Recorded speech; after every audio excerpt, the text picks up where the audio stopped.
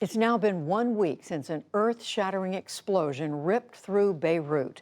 A week of sadness and grief, of rage and recrimination. From Lebanese who blame the blast and its dead and wounded on the corruption and incompetence that has plagued the country's government for decades. Special correspondent Jane Ferguson returned for us to the city that she lived in for many years, and she sends us this report. 1 week after the explosion in Beirut, and still, the days here are filled with sorting through the wreckage, what can be salvaged from what can't. Some are still overwhelmed with shock. I can't believe that I'm still alive. The concrete shell behind Mona Bahout used to be a jewelry shop where she was working when everything exploded. I saw like 500 people were injured. I was just standing here. I didn't know what to do. I called the owner. She didn't know what happened. She told me just close the door and go home. I told her there are no more doors in the shop. Down the street, Jean Obadji makes a start at cleaning up. He grew up in this apartment and lives here with his parents. It's an overwhelming task to sift through the ruined objects that make up a home, an entire life. By a miracle, he says, they were not home when the blast hit. Who do you blame for this? Who run the country? Lebanon. All of them. All of them. They have to be changed. It's enough. We had enough. Nearly 3,000 tons of the highly explosive chemical fertilizer ammonium nitrate were confiscated from a Russian ship 6 years ago and left to sit in a shed in Beirut's port. When it detonated, at least 220 people were killed, 6,000 injured, and 300,000 made homeless. Just to illustrate how intense the blast here was, this apartment building is half a mile from the blast site, which is in that direction. And up the road behind me for hundreds of meters, buildings are just as trashed as this one. Despite top government officials knowing about the chemicals, nothing was done to remove them.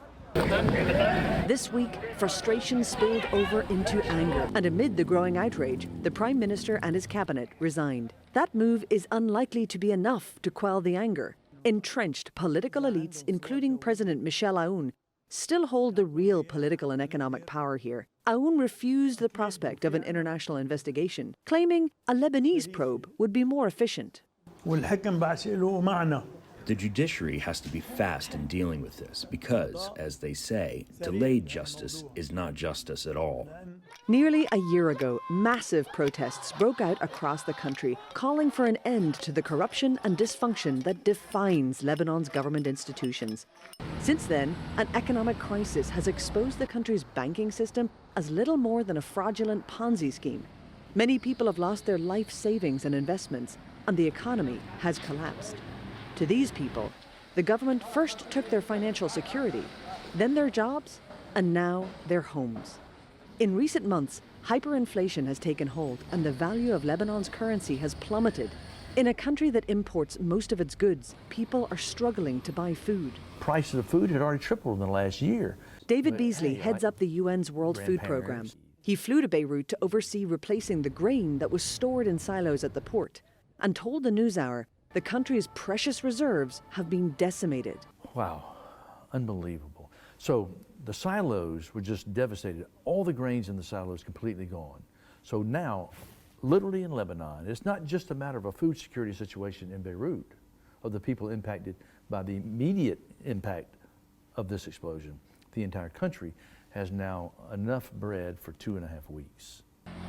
Negotiations with the international community for billions of dollars in bailout money stalled weeks ago after Lebanon's leaders resisted demands from donor countries for major reforms. They would rather sink the country than give an inch of power or be found out to be as corrupt as we know they are. Kim Gattas is a Lebanese journalist, political analyst, and author. She says the people are now turning against all political parties, including the Iranian-backed Hezbollah, which holds much power in Lebanon's current government. There have been insults hurled at Hezbollah and at its leader, Hassan Nasrallah, which is something we did not see before because people were either too afraid or still somewhat respectful of what the group had achieved in terms of liberating South Lebanon from Israeli occupation. That is over. That is over. So overall, I would say that Hezbollah, but also Iran, feel under a lot of pressure today. The problem at this kind of inflection point is whether they resort to violence to preserve what they have. While the politicians struggle to hold on to power, the people of Beirut are responding to the crisis with profound compassion for one another. Even before the dust had settled, many came out of their homes to offer help, medical aid, and comfort. Now, they're taking charge of the cleanup too.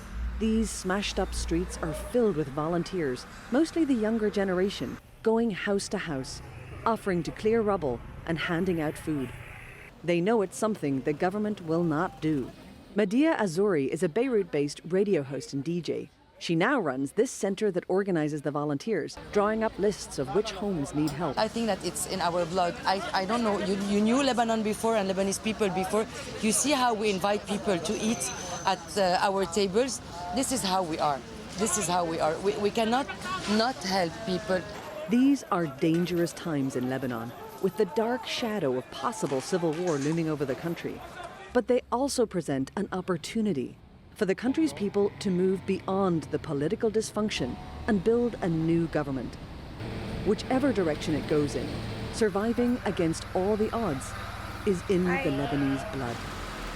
You don't fall down, you get up. It's not our thing. We always get up. For the PBS NewsHour, I'm Jane Ferguson in Beirut, Lebanon.